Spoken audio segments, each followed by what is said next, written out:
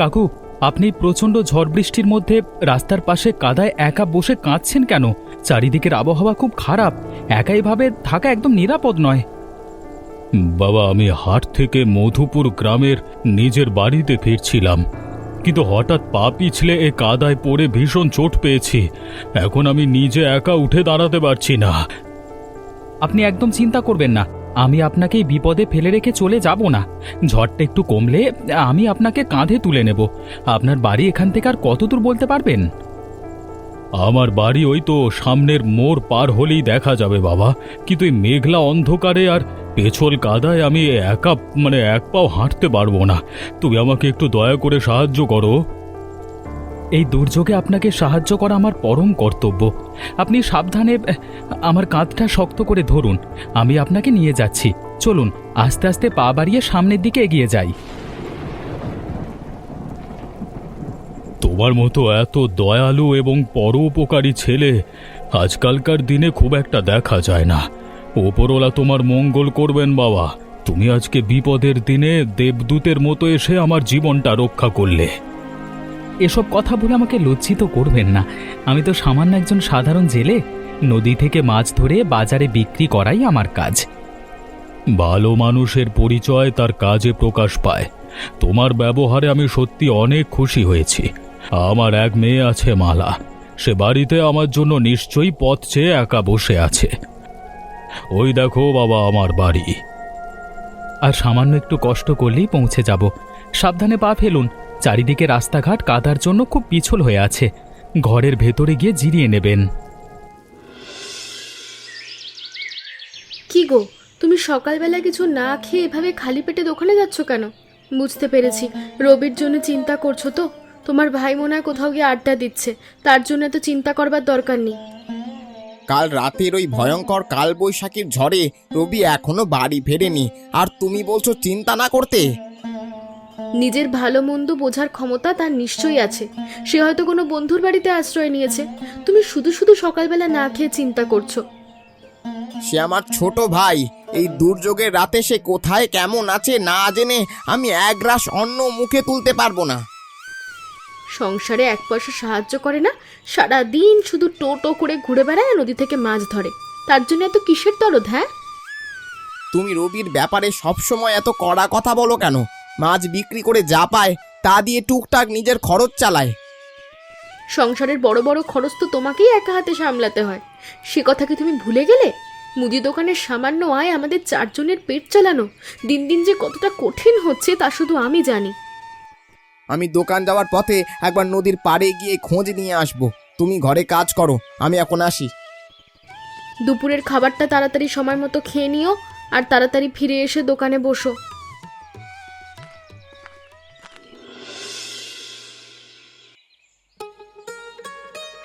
কাকু, আপনার চোট পাওয়া পা এখন আগের থেকে অনেকটাই ভালো হয়েছে দেখা যাচ্ছে। আমাকে এবার নিজের বাড়িতে ফিরতে হবে। আমার দাদা বোন হয়তো আমার জন্য অনেক চিন্তা করছে। রবিবাবু, আপনি এত তাড়াহুড়ো করে আজই চলে যেতে চাইছেন কেন? আর দুটো দিন থাকুন না। আপনি কাল রাতে আমার বাবাকে যেভাবে বাঁচিয়েছেন, সেই উপকারের কথা আমি কোনোদিন ভুলতে পারবো না।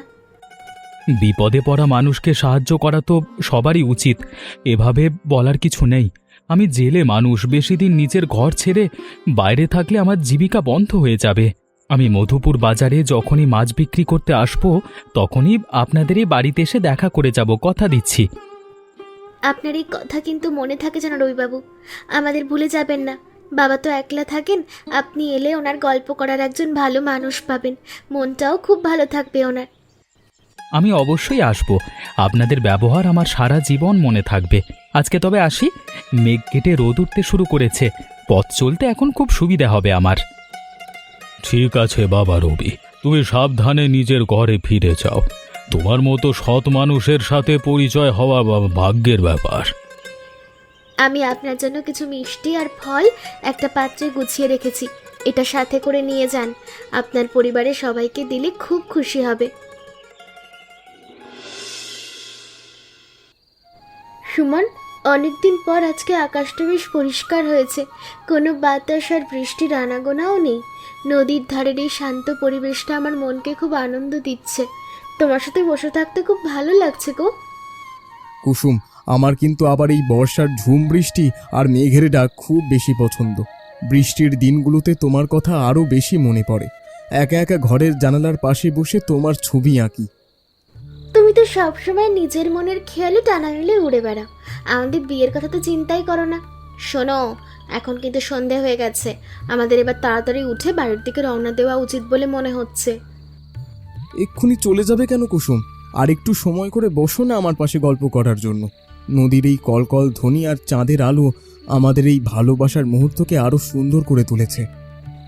আমাদের এখানে বেশিক্ষণ একা একা বসে গল্প করলে গ্রামের লোক দেখলে কিন্তু আবার নানা কুৎসা রটাবে। বড়দা জানতে পারলে আমার ওপর ভীষণ রেগে যাবেন। ওনার কানে বাজে কথা যাক আমি চাই না। আমি নিজে ওনাকে সব বলবো, চাই না পাড়ার লোকের কাছ থেকে আমাদের কথা জানুক।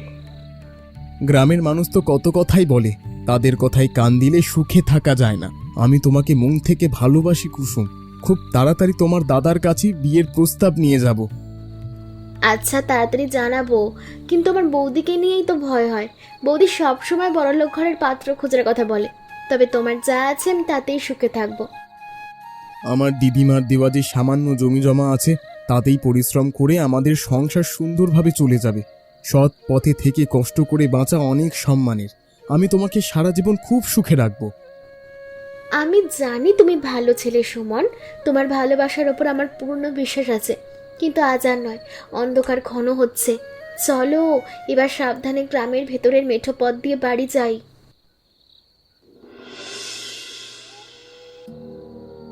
এত বড় সংসারের সব দায়িত্ব একলা তোমার ঘাড়ের ওপর চেপে বসে আছে। রবি তো ঘরের কোনো কাজে মনই দেয় না, মাছ বিক্রি করে কত টাকা পায় তার হিসেবও দেয় না। কমলা, তুমি রবির নামে সবসময় মিথ্যে অপবাদ দিও না। সে টাকা দিতে চায় আমাকে, কিন্তু আমি নিজে থেকে তার উপার্জনের সামান্য টাকা নিই না, কারণ তার নিজেরও তো কিছু খরচ থাকে। এদিকে কুসুমের বিয়ের বয়স পেরিয়ে যাচ্ছে, তার জন্য একটা ভালো পাত্রের ব্যবস্থা করছো না কেন? মেয়ে বড় হলে সমাজের 10টা মানুষ নানা কথা বলবে, তখন লজ্জায় আমাদের মাথা কাটা যাবে। বৌদি, এই নাও আমার এই মাসের মাছ বিক্রির সব টাকা। আমি জানি দাদার একার আয়ে সংসার চালানো খুব কঠিন হচ্ছে, তাই এবার থেকে সব টাকা এখানেই দেব। রবি, তুই এই টাকাটা নিজের কাছেই রেখে দে ভাই। আমার মুদি দোকানের আয়ে সংসার চলে যাবে। তোর তো একটা ভবিষ্যৎ আছে, সামনে নিজের বিয়ে থা করতে হবে, টাকা জমানো দরকার। ভবিষ্যৎ কি শুধু রবির একারই আছে নাকি? আমাদের ভবিষ্যতের কথা ভাববে না? সংসারের এত অভাব, অথচ উনি ভাইয়ের দরদে উতলে উঠে টাকা ফিরিয়ে দিচ্ছেন, কি কাণ্ড! তুমি রবির সামনে টাকার জন্য এভাবে ছোট লোকই করো না। ও নিজের ইচ্ছায় ভালোবেসে দিয়েছে। আমি ভাইয়ের টাকা দিয়ে নিজের সংসার চালাতে পারবো না। ওটা ওর কষ্টের রোজগার, ওর কাছেই থাক। আমি টাকাটা কুসুমের বিয়ের জন্য জমিয়ে রেখেছি। রবির টাকা তো আর বাইরের নয়, সংসারের কাজেই লাগবে। তুমি এত নীতি কথা বলো না তো। তোর বৌদির কথার কিছু মনে করিস না রবি, ও একটু বেশি টাকা পয়সার চিন্তা করে ফেলে। তুই হাত মুখ ধুয়ে রান্নাঘরে গিয়ে খাবার খেয়ে নে ভাই, অনেক রাত হয়েছে। আমি একদম কিচ্ছু মনে করিনি দাদা, সত্যি বলতে বৌদি তো ঠিক কথাই বলেছে।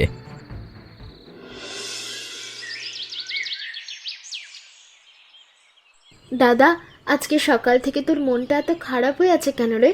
প্রতিদিন তো তুই এই সময় পরম উৎসাহে নদীতে জাল ফেলিস, আজকে জালের দড়ি হাতে চুপচাপ বসে আছিস কেন রে? কুসুম, বর্দার পক্ষে আমাদের এই 4 জনের সংসার একা চালানো দিন দিন বড্ড কঠিন হয়ে পড়ছে। বৌদি প্রতিদিন টাকার জন্য দাদাকে কথা শোনায়, যা আমার কানে এলে সহ্য করা কঠিন হয়। বৌদির স্বভাবটাই ওরকম হিংসুটে দাদা। তুই ওসব কথায় কান দিয়ে নিজের মনটা খারাপ করিস না। তুই কষ্ট করে নদী থেকে এত বড় বড় মাছ ধরে আনিস, তাও ওনার মন পাওয়া যায় না। আমি ঠিক করেছি কুসুম, আমি আর ও বাড়িতে থেকে দাদার উপর বাড়তি বোঝা হয়ে থাকবো না। আমি নিজের উপার্জনে একা বাঁচতে চাই, তাই বাড়ি ছেড়ে অন্য কোথাও চলে যাওয়ার সিদ্ধান্ত নিয়েছি। তুই বাড়ি ছেড়ে চলে গেলে আমি কার সাথে গল্প করব দাদা? বড়দা তো তোকে ছাড়া ভাবতেই পারেন না। তুই এই সামান্য কারণে এত বড় সিদ্ধান্ত নিস না। বৌদি এমনি 2 দিন পর ঠিক হয়ে যাবেন। তাছাড়া বৌদি কথা শোনালেও উনি খুব একটা খারাপ না। সে কিন্তু আমাদের সবসময় ভালোই চায়, তবে টাকা টাকা করে, এটাও সত্যি। না রে কুসুম, আমার খুব লেগেছে। ওই দেখ, নদীর তীরে কত শত বিশাল বিশাল কচু গাছ আর সবুজ কচুরিপানা মনের সুখে ভেসে বেড়াচ্ছে। হ্যাঁ দাদা, বর্ষার জলে কচু গাছগুলো তো বেশ বড় আর সতেজ হয়ে উঠেছে, দেখতেও ভালো লাগছে। কিন্তু তুই ওই বুনো কচু গাছগুলোর দিকে এইভাবে একদৃষ্টে তাকিয়ে কি ভাবছিস বলতো? তা তো বুঝতে পারছি না। আমি নদীর তীরে নিজের হাতে একটা ছোট ঘর বেঁধে একা শান্তিতে বসবাস করবার কথা ভাবছি। এই বুনো কচুর বড় বড় পাতা দিয়ে আমি দোতলা একটা বাড়ি তৈরি করব, যেখানে কোনো অশান্তি থাকবে না। কচুর পাতা দিয়ে কি কখনো দোতলা ঘর তৈরি করা সম্ভব দাদা? ও তো সামান্য বৃষ্টিতেই ভেঙে পড়ে যাবে। তুই নিশ্চয়ই আমার সঙ্গে ঠাট্টা করছিস। এমন অদ্ভুত ঘর তো কখনো দেখিনি।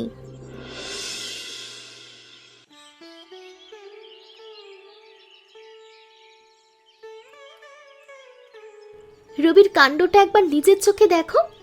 রবি আজ সকালেই নদী থেকে ধরা এই তাজা রুই মাছটা আমাদের দিয়ে গেছে। রবি ছেলেটা সত্যি খুব ভালো ছেলে আর পরোপকারী, তার কোনো তুলনাই হয় না। এই 1 মাসে সে প্রায়ই আমাদের এ বাড়িতে এসে আমার খোঁজ খবর নিয়ে যায়। হ্যাঁ বাবা, ওনার মতো এত দয়ালু আর নিঃস্বার্থ মানুষ আজকালকার দিনে মেলা সত্যিই কঠিন ব্যাপার। ওনার দেওয়া মাছগুলোর স্বাদও বাজারের কেনা মাছের থেকে অনেক বেশি ভালো আর সুস্বাদু। এই 1 মাসে আমাদের কয়েকবার মাছ দিয়ে গেছে। রবি কোথায়? ওকে ঘরের ভেতর ডেকে 1 কাপ গরম চা খেতে বল, ওর সাথে গল্প করতে আমার খুব ভালো লাগে। না বাবা, ও তো মাছটা রান্নাঘরের পিঁড়িতে রেখেই খুব তাড়াহুড়ো করে চলে গেল। ওর নাকি জরুরি কাজ আছে, কাজ থাকলে তো আর জোর করা যায় না। তারপরও আমার সাথে একবার দেখা না করেই এভাবে চলে গেল, এটা তো ঠিক হলো না মালা। কাল সকালে এসে তোমার সঙ্গে দেখা করবে বলেছে। তুমি চিন্তা করো না বাবা। বাবা, আমি মাছটা কেটে আজ দুপুরবেলা খুব ভালো করে রান্না করব তোমার জন্যে। মাছের ভুনা করিস, অনেকদিন ভুনা খাওয়া হয় না। পেঁয়াজ রসুন শিলপাটায় বেটে দিবি, তাহলে স্বাদটা অনেক ভালো হবে। ঠিক আছে বাবা, তোমার পছন্দ মতো করে রান্না করব। তাড়াতাড়ি যাই, নইলে বিড়ালে আবার মাছটা খেয়ে নেবে। আজকে আমি আপনার জন্য নদী থেকে কোনো মাছ নিয়ে আসিনি, বাজারে সব বিক্রি হয়ে গেছে। তবে আসবার পথে রাস্তার পাশে জবা ফুলের গাছের এই ফুলটি দেখে আপনার জন্য তুলে নিয়ে এলাম। ফুলটি তো দেখতে ভীষণ সুন্দর আর তাজা রবিবাবু, মনে হচ্ছে মাত্র ফুটলো। আমার জবা ফুল খুব পছন্দ। আপনি যে আমার পছন্দের কথা মনে রেখেছেন তার জন্য অনেক ধন্যবাদ। কয়েকদিন আগে বলেছিলেন আপনার জবা ফুল পছন্দ, সেটা আমার মনে আছে। আর একটা কথা, আপনার ওই সুন্দর হাসি মুখ দেখার জন্য আমি প্রতিদিন এই মেঠো পথ দিয়ে হেঁটে আসতে পারি কোনো ক্লান্তি ছাড়া। আচ্ছা, কাকু ঘরের ভেতর কি করছে? ওনার পায়ের ব্যথাটা এখন পুরোপুরি কমে গেছে তো? তুমি রবি এসেছো বাবা? আমি তোমার কথাই এতক্ষণ মালার সাথে বলছিলাম। তোমার সাথে আমার একটা খুব জরুরি বিষয়ে কথা বলবার আছে। হ্যাঁ বলুন, আপনার পায়ের চোট এখন কেমন আছে? কোনো যন্ত্রণার ওষুধ কি বাজার থেকে আর কিনে এনে দিতে হবে? পায়ের ব্যথা এখন একদম ভালো হয়ে গেছে বাবা। আমার আসল চিন্তা এখন আমার এই একমাত্র মেয়ে মালাকে নিয়ে। আমি মালার সাথে তোমার বিয়ের প্রস্তাব দিতে চাই। তোমরা দুজনে যদি এই বিয়েতে রাজি থাকো তাহলে আমাকে বলো। বাবা যে সিদ্ধান্ত নেবে তাতে আমার পূর্ণ সম্মতি আছে। আমি তোমার অবাধ্য হব না। রবিবাবু একজন খুব ভালো মানুষ। ওনার হাত ধরলে আমি সারা জীবন অনেক সুখে থাকতে পারবো। আপনি এত বড়লোক মানুষ হয়ে আমার মতো এক গরিব জেলের সাথে আপনার মেয়ের বিয়ে দেবেন? আমি তো কচুরিপানায় 2 তলা বাড়িতে থাকি। মালা কি সেখানে সুখে থাকতে পারবে? ধন সম্পদ তো আজকে আছে কালকে নেই বাবা, কিন্তু মানুষের ভেতরের সততা আর ভালো মন সারা জীবন থেকে যায়। আমি আজকে রাতেই তোমাদের এই শুভ বিবাহ সম্পন্ন করতে চাই, কোনো জাঁকজমক ছাড়াই। ঠিক আছে, আপনি যা ভালো মনে করেন তাই হবে। আমি এই 1 মাসে মালাকে চিনেছি, সে খুব ভালো মনের মেয়ে। আমি নিজেও মনে মনে ওর মতো মেয়েকে বিয়ে করতে চাইছিলাম। তাহলে আর কি, আজকে রাতেই 4 হাত 1 হবে। কমলা, তুমি একটু কুসুমকে তাড়াতাড়ি ডেকে আনো তো। ওর সাথে আমার একটা খুব দরকারি কথা আছে আজ। রবিটা অভিমানে বাড়ি ছেড়ে চলে গেছে, আজ 1 মাস হলো। ও থাকলে আমার খুব ভালো হতো। রবি গেছে তো বেশ ভালোই হয়েছে। তোমার ওপর থেকে সংসারের একটা আর্থিক চাপ কমেছে। তুমি সারাদিন শুধু ওই ভাইয়ের চিন্তা না করে নিজের খাওয়া দাওয়ার দিকে একটু নজর দাও দেখি। রবির কথা বললেই তুমি এমন করো কেন? ও মনের কষ্টে ঘর তৈরি করে নদীর পাড়ে আছে। ও ও আমাদের পর নয়, আমার নিজের ছোট ভাই। ভাইটা কেমন আছে আমায় ভাবতে হয়। শোনো, তোমাকে যা বলছি তাই করো, কুসুমকে ডেকে নিয়ে এসো। কুসুম কি আর সারাদিন এই বাড়িতে বসে থাকে? কখন কোথায় ঘুরে বেড়ায় তার তো কোনো ঠিক ঠিকানা নেই। আমি ডেকে দেখছি ও পেছনের ঘরে আছে কিনা, থাকলে এখনই বারান্দায় নিয়ে আসছি তোমার কাছে। আয় কুসুম, এদিকে আয়, তোর দাদা ডাকছে। বড়দা, তুমি আমাকে ডেকেছো কেন বলো?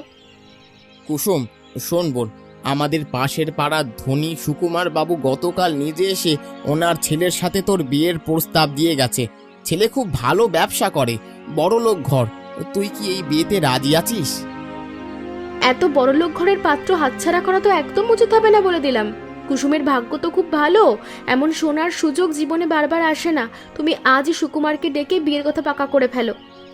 বড়দা, তুমি দয়া করে এই সুকুমারের ছেলের সঙ্গে আমার বিয়ের প্রস্তাবটা এখনই হাত জোর করে না করে দাও, কারণ আমি গ্রামের সুমনকে মন থেকে খুব ভালোবাসি এবং ওকে নিজের স্বামী হিসেবে বরণ করতে চাই। তুই যখন সুমনকে পছন্দ করেছিস বোন, তখন তোর মনের ইচ্ছার বিরুদ্ধে আমি কোনো কাজ করব না। সুমন খুব সৎ আর পরিশ্রমী ছেলে। আমি নিজেই ওনার সাথে কথা বলে তোদের বিয়ের সব ব্যবস্থা করব। ভালো করে ভেবে দেখ কুসুম, আমি কিন্তু বলছি সুকুমারের ছেলে সুমনের থেকে বেশি ভালো হবে। বৌদি, আমি ভেবে দেখেছি, নতুন করে কিছু ভালো লাগবে না। আরে রবি, তুই এই সকালবেলা হঠাৎ কোথা থেকে এলি ভাই? আর তোর পাশে লাল বেনারসি শাড়ি পরা এই নতুন মেয়েটি বা কে? দাদা, আমি তোমাদের কাউকে না জানিয়ে কালকে রাতে মালাকে বিয়ে করেছি। আমার ভুলটা তুমি ক্ষমা করে দিও। মালা মধুপুর গ্রামের সুধীর বাবুর একমাত্র আদরের মেয়ে, এখন আমার বউ। উমা, এ কি কাণ্ড রে! রবি তো দেখছি 1 মাসের মধ্যে বড়লোক ঘরের মেয়েকে পটিয়ে বিয়ে করে নিয়ে এসেছে, আমাদের কাউকে না জানি।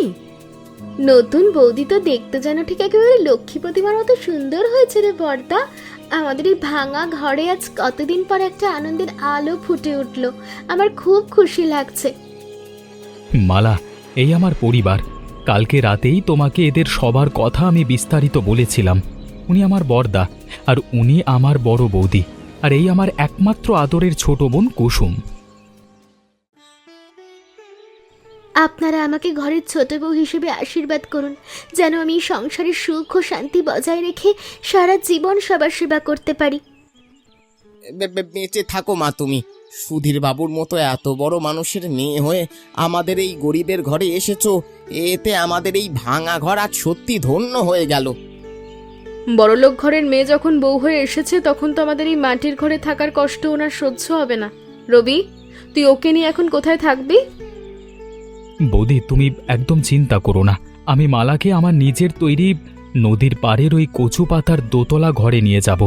ওখানেই আমরা আমাদের নতুন সংসার শুরু করব। চলো মালা, এবার যাওয়া যাক। তোদের না গেলে হতো না, এই বাড়িতে তোরা ভালো থাকতিস। একটু দূরে থাকাই ভালো দাদা।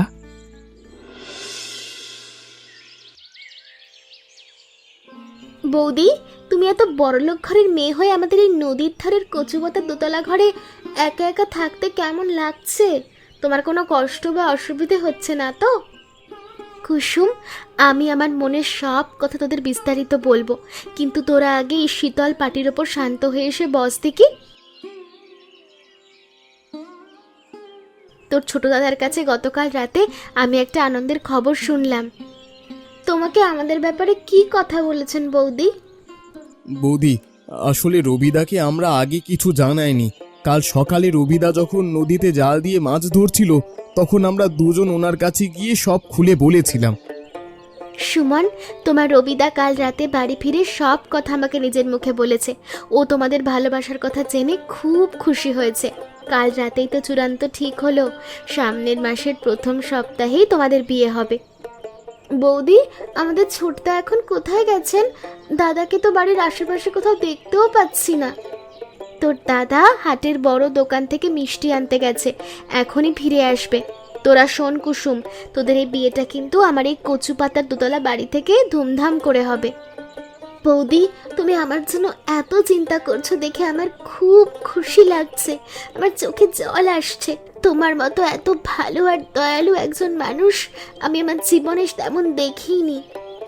সত্যি তাই, এইটুকু সময়ের মধ্যে কত আপন লাগছে।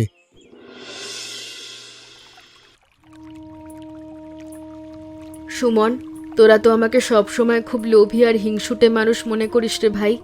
আসলে সংসারের দায়িত্ব পালন করতে করতে আমি দিন দিন কেমন একটা হয়ে গেছি রে। কুসুম, এই নতুন দাম্পত্য জীবন অনেক সুখের আর আনন্দের হোক। বড় বৌদির মনটা অনেক ভালো। বৌদি, তোমরা দুজনে আমাদের জন্য যা করলে, তাতে তোমাদের এই মহান রূপ দেখে আমি ধন্য হয়ে গেলাম। তোমরা মানুষ নও, তোমরা সাক্ষাৎ দেবী। ছোট বউ, তোরা চাইলেই নদীর ধারের কষ্ট ছেড়ে আমাদের ওই মাটির বাড়িতে গিয়ে একসঙ্গে থাকতে পারিস, সেখানে কোনো অসুবিধে হবে না।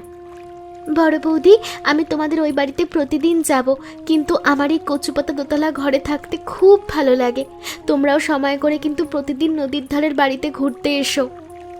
বড় বৌদি আর ছোট বৌদি যেভাবে আমাদের এই নতুন জীবনকে আশীর্বাদ করলো, তা আমাদের সারা জীবন মনে থাকবে। এবার থেকে আমরা সবাই সব সময় মিলেমিশে একসাথে সুখে শান্তিতে বসবাস করব এই মধুপুর গ্রামে। হ্যাঁ রে সুমন, পরিবারের একসাথে সবাই থাকলে সব বিপদ এক পলকে দূর হয়ে যায়। সংসারের লক্ষ্মী সব সময় ঘরে বাঁধা থাকে। অনেক নিয়মকানুন পালন করতে হয়েছে তোমাদের। আমি রান্নাঘরে গিয়ে সবার জন্য দুপুরের খাবারের ব্যবস্থা করছি। চলো বড় বৌদি, একটু সাহায্য করবে।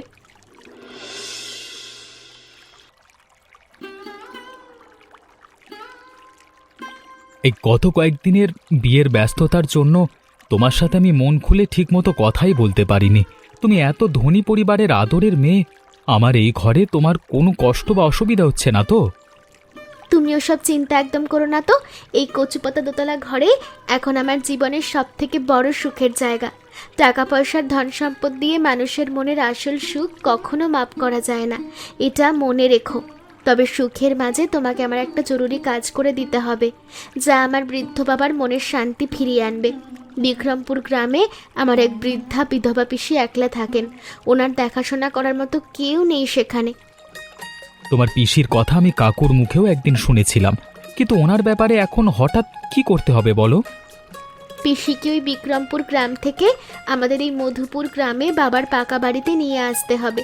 পিসি তো বৃদ্ধা মানুষ, উনি একা এত দূর পথ হেঁটে বা নৌকায় করে আসতে পারবেন না। তোমার বাবা বাড়িতে একদম একা থাকে, পিসি এলে ওনার একজন ভালো সঙ্গী হবে, মনটাও খুব ভালো থাকবে ওনার। আমি কালকে সকালে বিক্রমপুর চলে যাব এবং পিসিকে সাথে করে মধুপুরের বাড়িতে নিয়ে আসব। যাক, একটু চিন্তামুক্ত হলাম। শোনো, এখন অনেক রাত হয়েছে, সারাদিনের খাটুনির পর আমার এখন খুব ঘুম পাচ্ছে গো। প্রদীপটা নিভিয়ে শান্তিতে ঘুমিয়ে পড়ি।